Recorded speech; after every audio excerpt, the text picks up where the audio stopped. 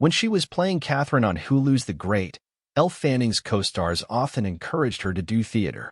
Many of them had stage experience, and after watching Fanning's Emmy-nominated turn on the show, which itself was adapted from a play, they told her she was ready. With that encouragement and her own motivation to try the medium, Fanning accepted the offer to make her Broadway debut in Brandon Jacobs Jenkins' darkly comedic family drama Appropriate this winter. It's her first stage experience, aside from playing Persephone in a mandatory 6th-grade school play, and she's been learning the ropes from co-stars including Sarah Paulson and her director, Lila Neugebauer.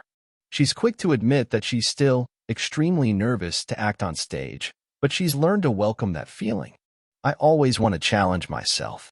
I feel safe when I feel nervous or terrified because I feel like it's telling me that I'm doing the right thing, and I'm in the right place, Fanning says. Normally really good, interesting things come out when you're nervous or on the back foot, because you're just lost in yourself. There's no time to react. When she received the script for Appropriate, she was drawn to the writing and to the role of River, a free-spirited young woman who's trying to keep the peace among siblings settling their father's estate and uncovering disturbing family secrets in the process. But she did not think she could join the Broadway run because of her filming schedule.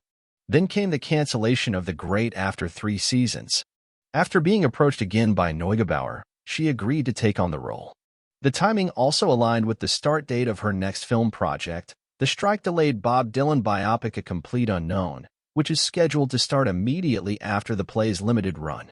While Fanning mourns the end of The Great, she says it had a beautiful run, and she's happy with the show's arc, particularly the fact that the last scene shows her character dancing through the halls of the palace, finally free to start her reign.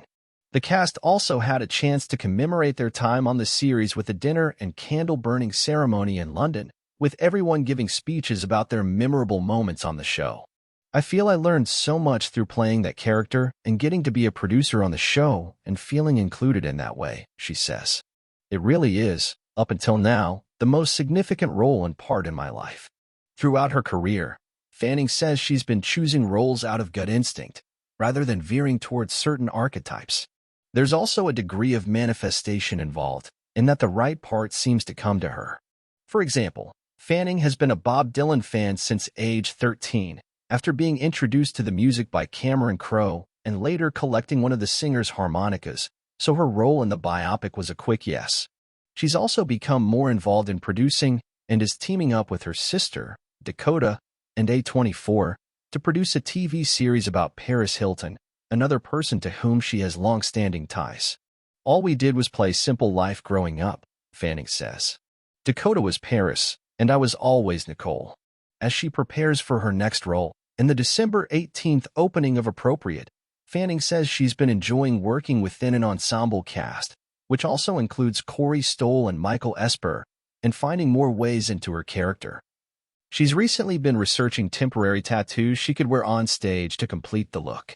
She's also learning the ins and outs of theater, from mastering stage lingo to being responsible for doing her own hair and makeup and hitting all her cues.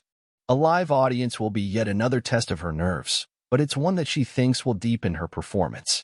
I'm craving the energy that they're going to give us back, because I think we're just going to discover so much more.